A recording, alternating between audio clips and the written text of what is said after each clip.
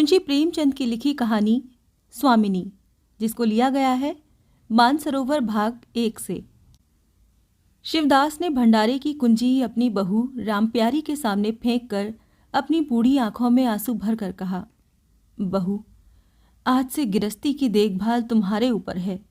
मेरा सुख भगवान से नहीं देखा गया, नहीं तो क्या जवान बेटे को यूं छीन लेते। उसका काम करने वाला तो कोई चाहिए। एक हल तोड़ दूं तो गुजारा न होगा। मेरे ही को कर्म से भगवान का ये कोप आया है और मैं ही अपने माथे पर उसे लूँगा। बिरजू का हल अब मैं ही संभालूंगा। अब घर की देख रेख करने वाला, धरने उठाने वाला तुम्हारे सिवा दूसरा कौन है।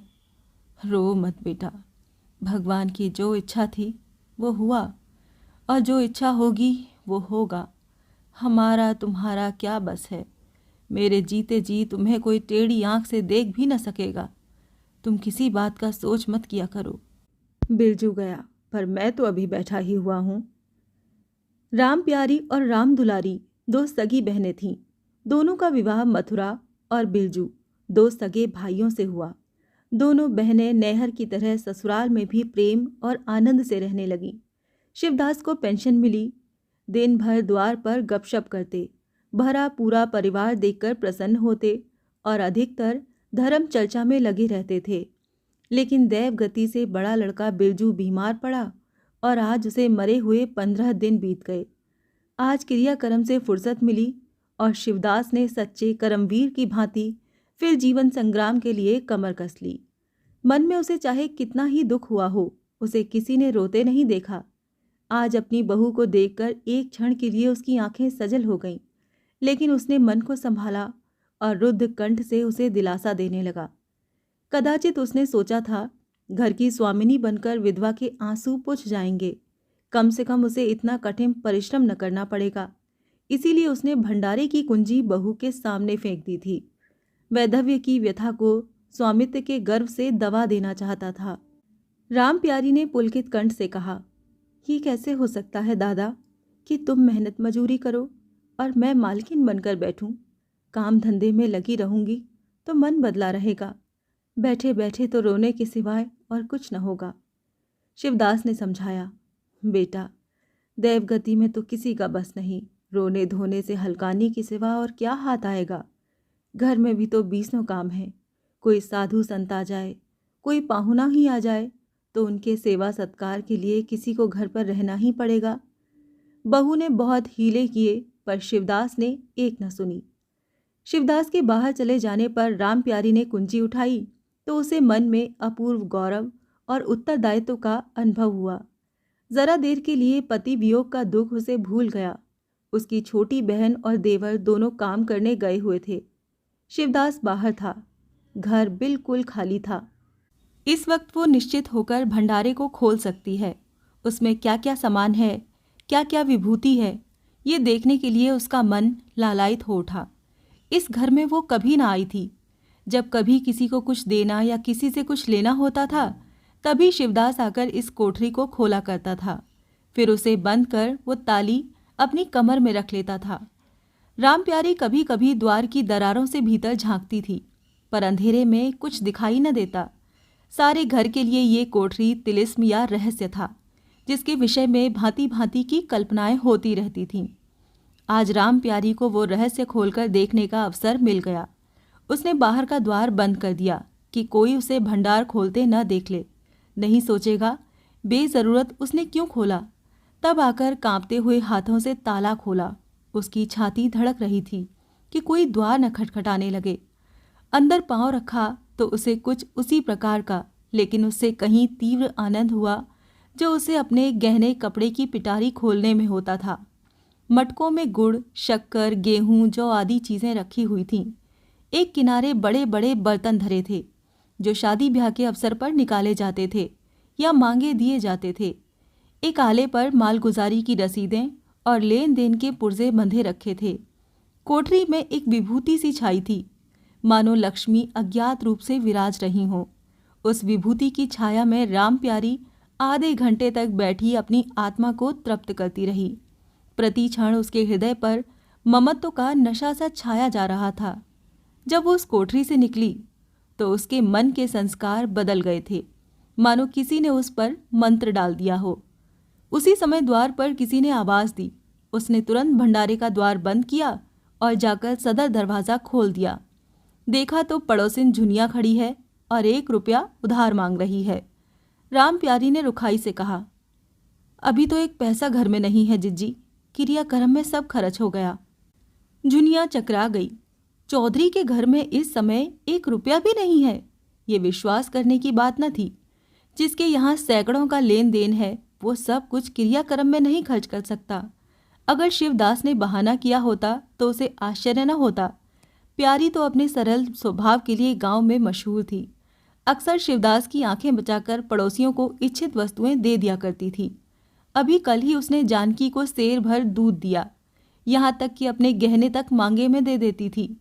कृपण शिवदास के घर में ऐसी सखरज बहू का आना गांव वाले अपने सौभाग्य की बात समझते थे। झुनिया ने चकित होकर कहा, ऐसा न कहो जिज्जी, बड़े गाढ़े में पड़कर आई हूँ। नहीं तुम जानती हो मेरी आदत ऐसी नहीं है। बाकी का 1 रुपया देना है। प्यादा द्वार पर खड़ा बकझक कर रहा है। रुपया दे दो तो किसी तरह ये विपत्ति टले। मैं आज के 8वें दिन आकर दे जाऊंगी।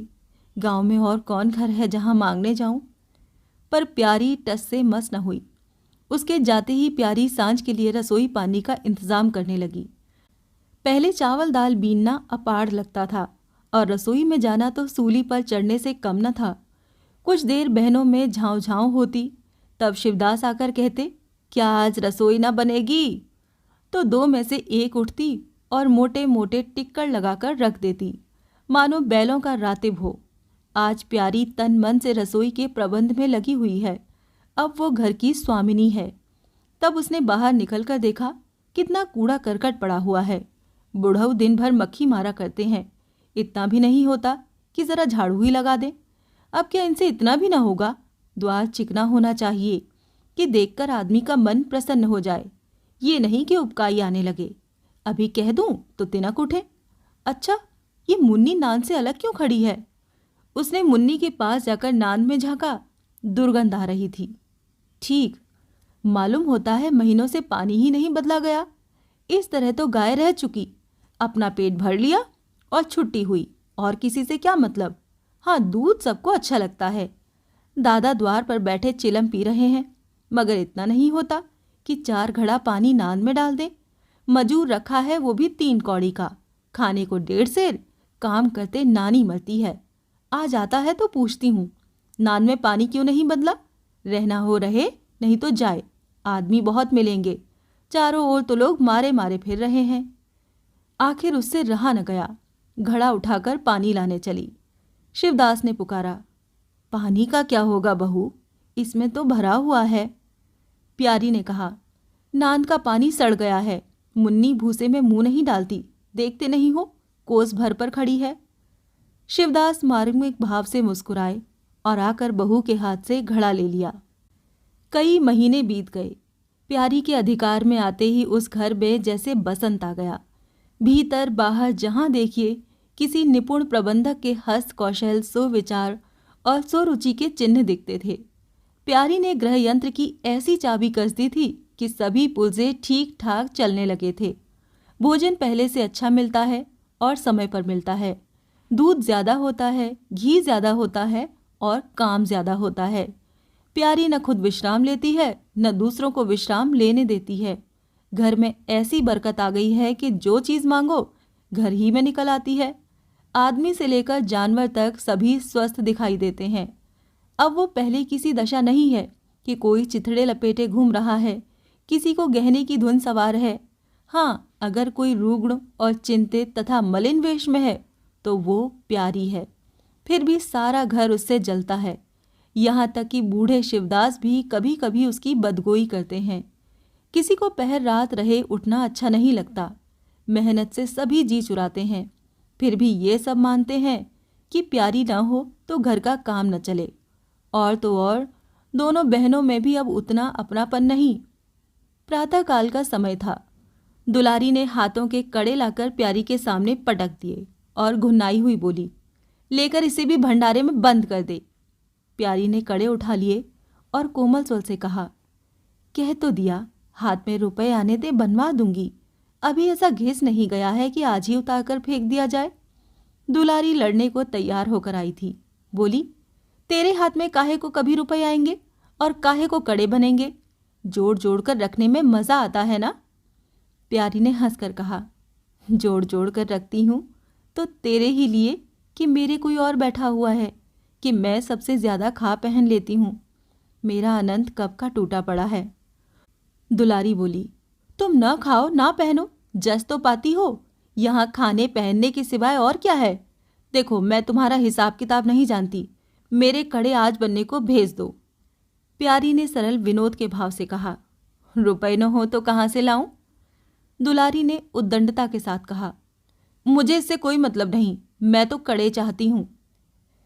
इसी तरह घर के सब आदमी अपने अपने अवसर पर प्यारी को 2-4 खोटी खरी सुना जाते थे और वो गरीब सबकी धौंस हंस कर सहती थी। स्वामिनी का ये धर्म है कि सबकी धौंस सुन ले और करे वही जिसमें घर का कल्याण हो। स्वामित्व के कवच पर धौंस, ताने, धमकी किसी का असर न होता। उसकी स्वामिनी की कल्पना इन आघातों से और भी स्वस्थ होती थी। वो गृहस्थी की संचालिका है। सभी अपने अपने दुख उसी के सामने रोते हैं, पर जो कुछ वो करती है वही होता है। इतना उसे प्रसन्न करने के लिए काफ़ी था। गांव में प्यारी की सराहना होती थी। अभी उम्र ही क्या है, लेकिन सारे घर को संभाले हुए है। चाहती तो सगाई करके चैन से रहती, इस घर के पीछे अपने को मिटाए देती है। कभी किसी से हंसती बोलती भी नहीं, जैसे काया पलट हो गई। कई दिन बाद दुलारी के कड़े बनकर आ गए। प्यारी खुद सुनार के घर दौड़ दौड़ कर गई। संध्या हो गई थी। दुलारी और मथुरा हाट से लौटे। प्यारी ने नए कड़े दुलारी को दिए। दुलारी निहाल हो गई। चटपट कड़े पहने और दौड़ी हुई बरौठे में जाकर मथुरा को दिखाने लगी। प्यारी बरौठे के द्वार पर छिपी खड़ी ये दृश्य देखने लगी। उसकी आंखें सजल हो गईं। दुलारी उससे कुल 3 ही साल तो छोटी है, पर दोनों में कितना अंतर है। उसकी आंखें मानो उस दृश्य पर जम गईं। दंपत्ति का वो सरल आनंद, उनका प्रेमालिंगन, उनकी मुग्ध मुद्रा प्यारी की टकटकी सी बंध गई। यहाँ तक कि दीपक के धुंधले प्रकाश में वो दोनों उसकी नज़रों से गायब हो गए और अपने ही अतीत जीवन की एक लीला आंखों के सामने बार बार नए नए रूप में आने लगी। सहसा शिवदास ने पुकारा, बड़ी बहू, एक पैसा दो, तंबाकू मंगवाऊं।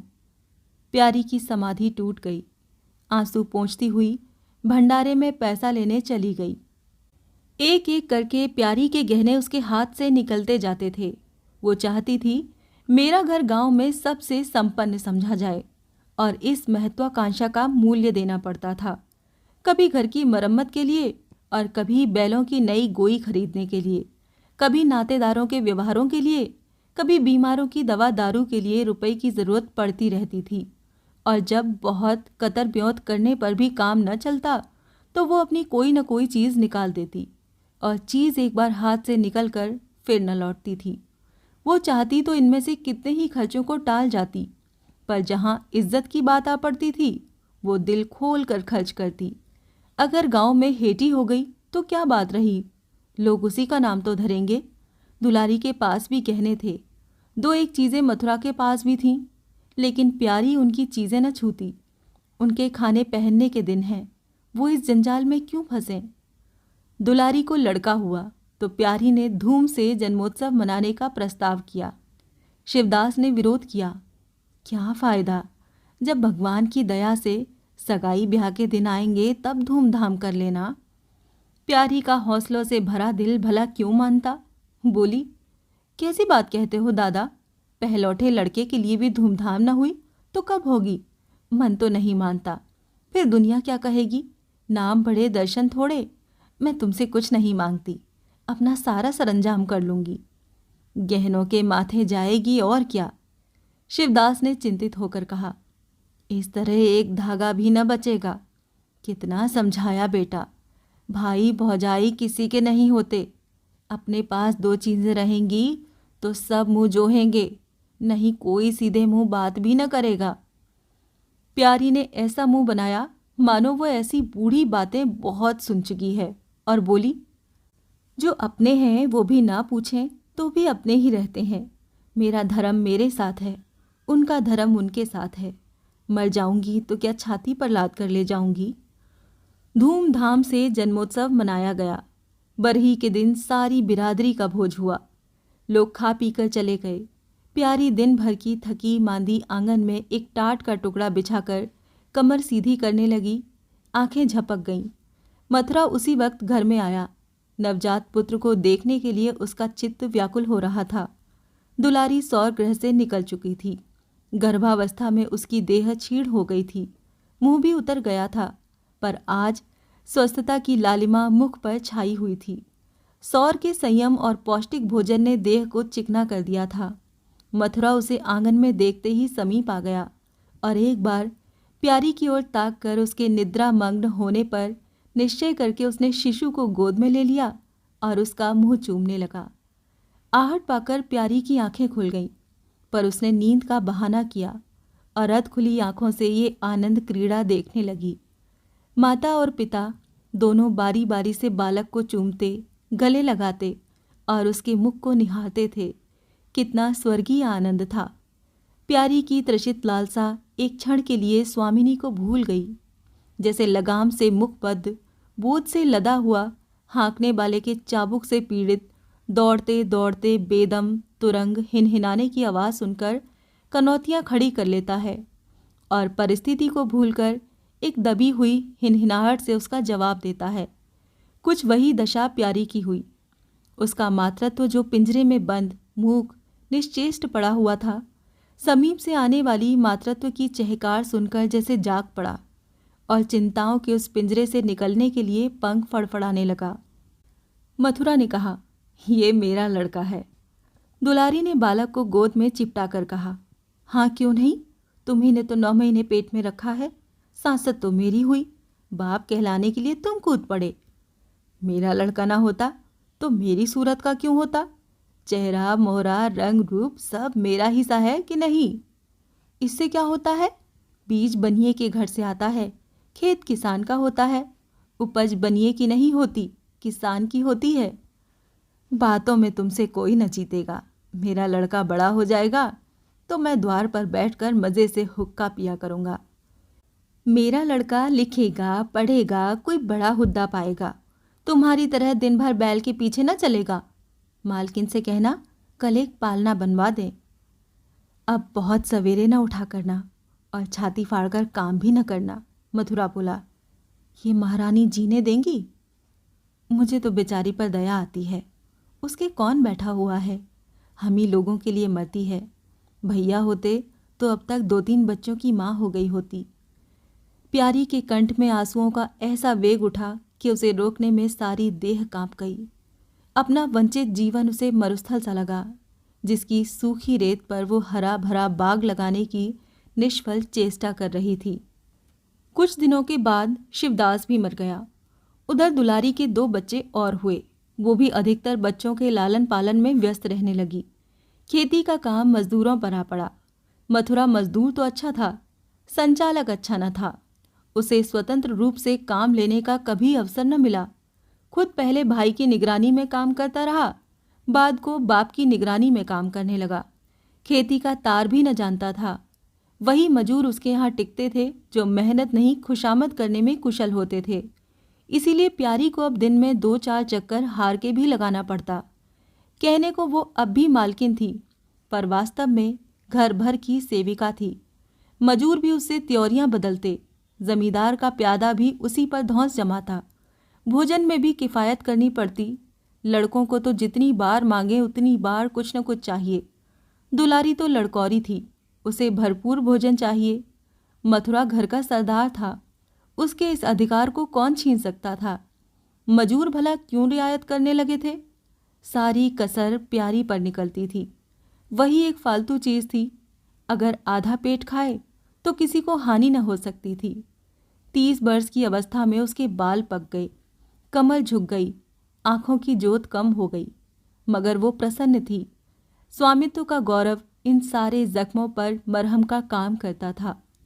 एक दिन मथुरा ने कहा, भाभी अब तो कहीं परदेश जाने का जी होता है, यहाँ तो कमाई में बरकत नहीं, किसी तरह पेट की रोटी चल जाती है, वो भी रोध होकर। कई आदमी पूरब से आए हैं, वो कहते हैं वहाँ 2-3 रुपए रोज की मजदूरी हो जाती है। 4-5 साल भी रह गया तो माला माल हो जाऊंगा। अब आगे लड़के बाले हुए, इनके लिए कुछ तो करना ही चाहिए।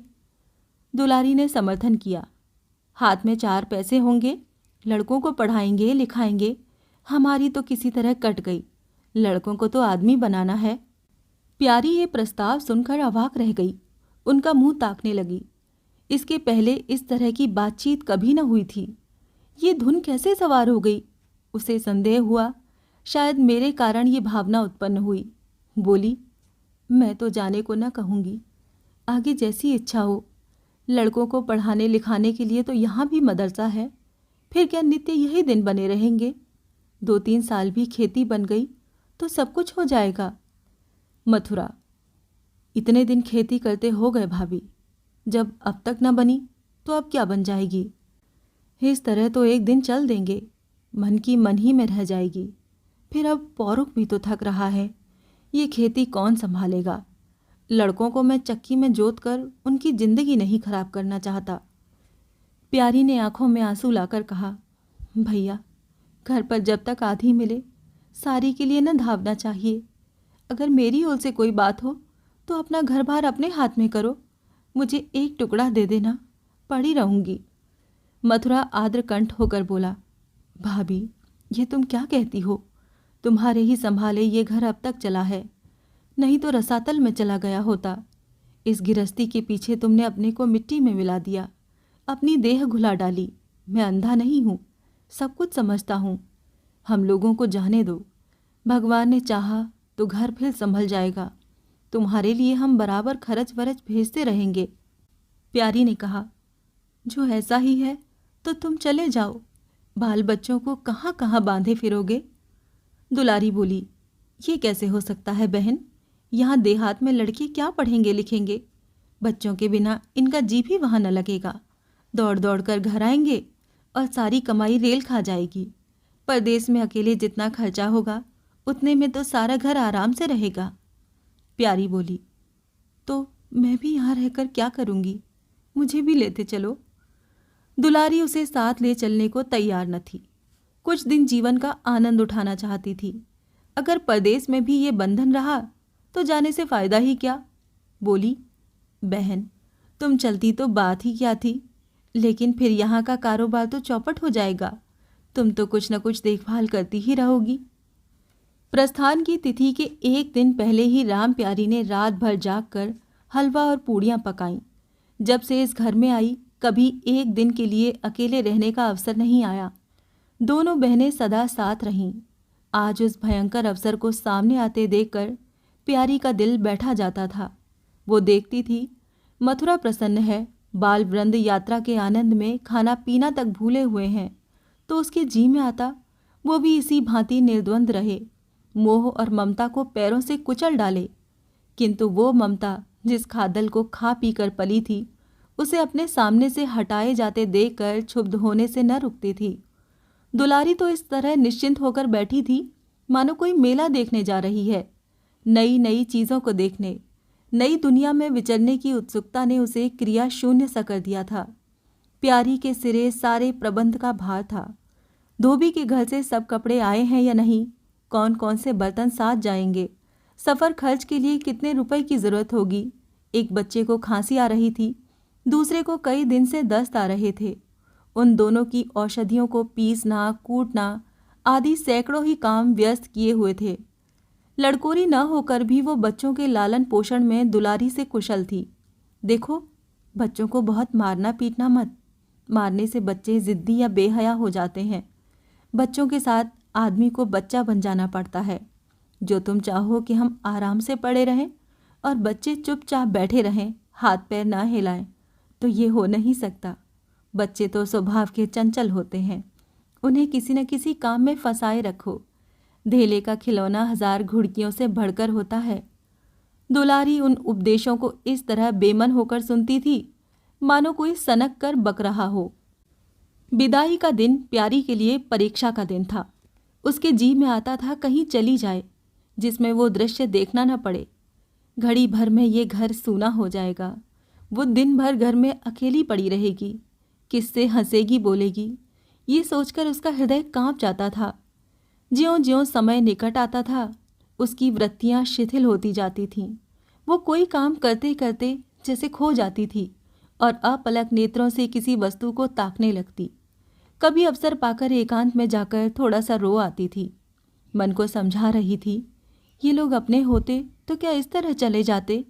ये तो मानने का नाता है, किसी पर कोई ज़बरदस्ती है क्या? दूसरों के लिए कितना ही मरो तो भी अपने नहीं होते। पानी तेल में कितना ही मिले फिर भी अलग ही रहेगा। बच्चे नए नए कुर्ते पहने नवाब बने घूम रहे थे। प्यारी उन्हें प्यार करने के लिए गोद में लेना चाहती थी तो रोने का सा मुंह बनाकर छुड़ाकर भाग जाते। वो क्या जानती थी कि ऐसे अवसर पर बहुधा अपने बच्चे भी निष्ठुर हो जाते हैं। 10 बजते बजते द्वार पर बैलगाड़ी आ गई। लड़के पहले ही उस पर जा बैठे। गांव के कितने स्त्री पुरुष मिलने आए। प्यारी को इस समय उनका आना बुरा लग रहा था। वो दुलारी से थोड़ी देर एकांत में गले मिलकर रोना चाहती थी। मथुरा से हाथ जोड़कर कहना चाहती थी, मेरी खोज खबर लेते रहना, तुम्हारे सिवाय मेरा संसार में कौन है। लेकिन इस भब्बड़ में उसको इन बातों का मौका न मिला। मथुरा और दुलारी दोनों गाड़ी में जा बैठे और प्यारी द्वार पर रोती खड़ी रह गई। वो इतनी विहल थी कि गांव के बाहर तक पहुंचाने की भी उसे सुध न रही। कई दिन तक प्यारी मूर्छित सी पड़ी रही। न घर से निकली, न चूल्हा जलाया, न हाथ मुंह धोया। उसका हलवाहा जोखू बार बार आकर कहता, मालकिन उठो, हाथ मुंह धो, कुछ खाओ पियो, कब तक इस तरह पड़ी रहोगी। इस तरह की तसल्ली गांव की और भी स्त्रियां देती थीं, पर उनकी तसल्ली में एक प्रकार की ईर्ष्या का भाव छिपा हुआ जान पड़ता था। जोखू के स्वर में सच्ची सहानुभूति झलकती थी।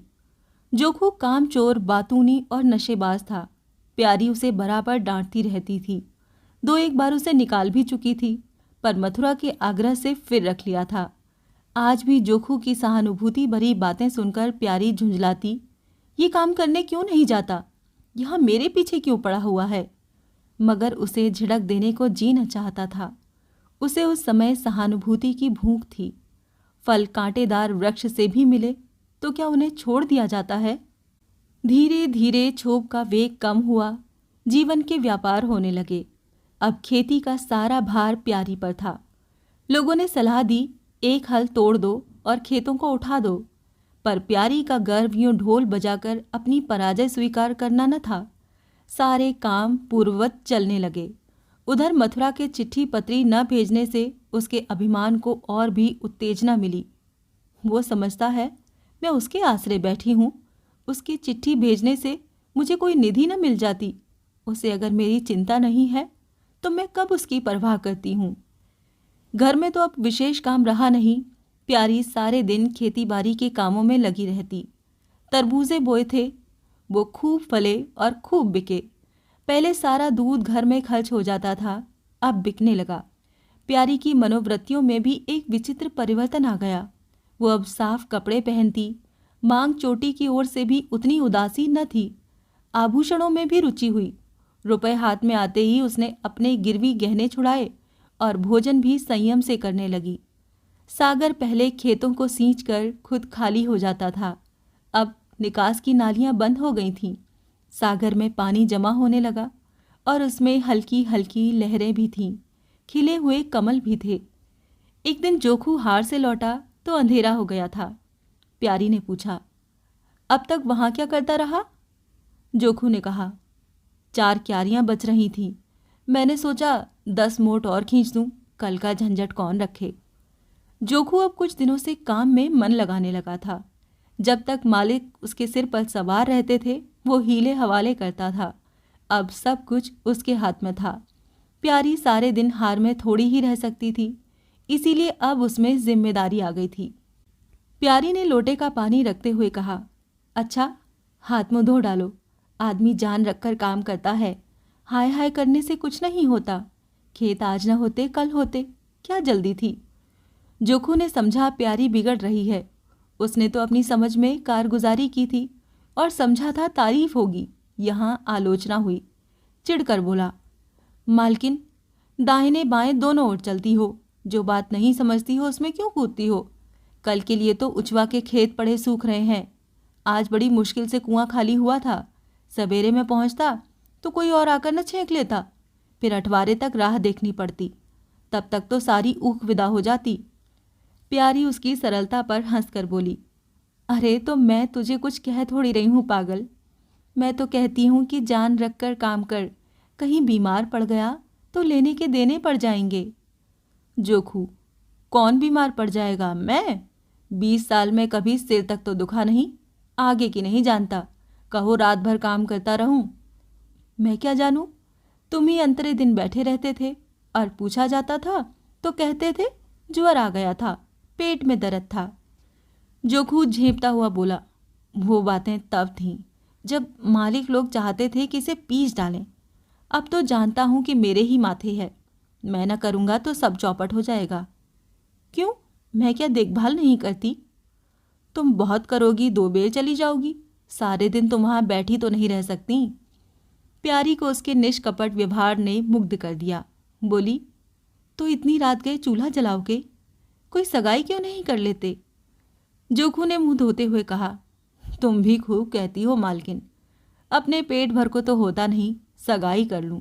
1.25 सेर खाता हूं, 1 जून में पूरा 1.25 सेर। दोनों जून के लिए 2 सेर चाहिए। प्यारी, अच्छा, आज मेरी रसोई में खाओ, देखूं कितना खाते हो। जोखू ने पुलकित होकर कहा, नहीं मालकिन, तुम बनाते बनाते थक जाओगी। हाँ, आध सेर के 2 रोटा बनाकर खिला दो तो खा लूं। मैं तो यही करता हूँ, बस आटा सान कर 2 लिट बनाता हूँ और उपले पर सेंक लेता हूँ। कभी मट्ठे से, कभी नमक से, कभी प्याज से खा लेता हूँ और आकर पड़ रहता हूँ। मैं तुम्हें आज फुलके खिलाऊंगी, तब तो सारी रात खाते ही बीत जाएगी। बको मत, चटपट आकर बैठ जाओ। जरा बैलों को सानी पानी देता आऊं तो बैठूं। जोखू और प्यारी में ठनी हुई थी। प्यारी ने कहा, मैं कहती हूं धान रोपने की कोई जरूरत नहीं। झड़ी लग जाए तो खेत डूब जाए, बरखा बंद हो जाए तो खेत सूख जाए। ज्वार, बाजरा, सन, अरहर सब तो है, धान न सही। जोखू ने अपने विशाल कंधे पर फावड़ा रखते हुए कहा, जब सबका होगा तो मेरा भी होगा। सबका डूब जाएगा तो मेरा भी डूब जाएगा। मैं क्यों किसी से पीछे रहूं? बाबा के ज़माने में 5 बीघा से कम नहीं रोपा था। बिरजू भैया ने उसमें 1-2 बीघे और बढ़ा दिए। मथुरा ने भी थोड़ा बहुत हर साल रोपा। तो मैं क्या सबसे गया बीता हूं? मैं 5 बीघे से कम न लगाऊंगा। तब घर में 2 जवान काम करने वाले थे। मैं अकेला उन दोनों के बराबर खाता हूं, दोनों के बराबर काम क्यों न करूंगा? चल झूठा कहीं का। कहते थे 2 सेर खाता हूं, 4 सेर खाता हूं, आधे सेर में रह गए। एक दिन तोलो तब मालूम हो। तोला है, बड़े खाने वाले। मैं कहे देती हूं, धान न रोपो, मजूर मिलेंगे नहीं, अकेले हलकान होना पड़ेगा। तुम्हारी बला से मैं ही हलकान होऊंगा ना, ये देह किस दिन काम आएगी। प्यारी ने उसके कंधे पर से फावड़ा ले लिया और बोली, तुम पहर रात से पहर रात तक ताल में रहोगे, अकेले मेरा जी उबेगा। जोखू को ऊबने का अनुभव न था। कोई काम न हो तो आदमी बढ़कर सो रहे, जी क्यों उबे? बोला, जी उबे तो सो रहना, मैं घर रहूंगा तब तो और जी उबेगा। मैं खाली बैठता हूं तो बार बार खाने की सूझती है। बातों में देर हो रही है और बादल घिरे आते हैं। अच्छा, कल से जाना, आज बैठो। जोखू ने मानो बंधन में पड़कर कहा। अच्छा, बैठ गया, कहो क्या कहती हो? प्यारी ने विनोद करते हुए पूछा। कहना क्या है, मैं तुमसे पूछती हूँ, अपनी सगाई क्यों नहीं कर लेते? अकेले मरती हूँ तब 1 से 2 हो जाऊंगी। जोखू शर्माता हुआ बोला, तुमने फिर वही बेबात की बात छेड़ दी मालकिन। किससे सगाई कर लूँ यहाँ? ऐसी महरिया लेकर क्या करूँगा जो गहनों के लिए मेरी जान खाती रहे? ये तो तुमने बड़ी कड़ी शर्त लगाई। ऐसी औरत कहाँ मिलेगी जो गहने भी न चाहे? ये मैं थोड़े ही कहता हूँ कि वो गहने न चाहे, हाँ, मेरी जान न खाए। तुमने तो कभी गहनों के लिए हट न किया, बल्कि अपने सारे गहने दूसरों के ऊपर लगा दिए। प्यारी के कपोलों पर हल्का सा रंग आ गया। बोली, अच्छा, और क्या चाहते हो? मैं कहने लगूंगा तो बिगड़ जाओगी। प्यारी की आंखों में लज्जा की एक रेखा नजर आई और बोली, बिगड़ने की बात कहोगे तो ज़रूर बिगड़ूंगी। तो मैं न कहूँगा। प्यारी ने उसे पीछे की ओर ठेलते हुए कहा, कहोगे कैसे नहीं, मैं कहला के छोड़ूंगी। मैं चाहता हूँ कि वो तुम्हारी तरह हो, ऐसी गंभीर हो, ऐसी ही बातचीत में चतुर हो, ऐसे ही अच्छा पकाती हो, ऐसी ही किफ़ायती हो, ऐसी ही हंसमुख हो। बस ऐसी औरत मिलेगी तो करूँगा, नहीं तो इसी तरह पड़ा रहूँगा। प्यारी का मुख लज्जा से आरक्त हो गया। उसने पीछे हटकर कहा, तुम बड़े नटखट हो, हंसी हंसी में सब कुछ कह गए।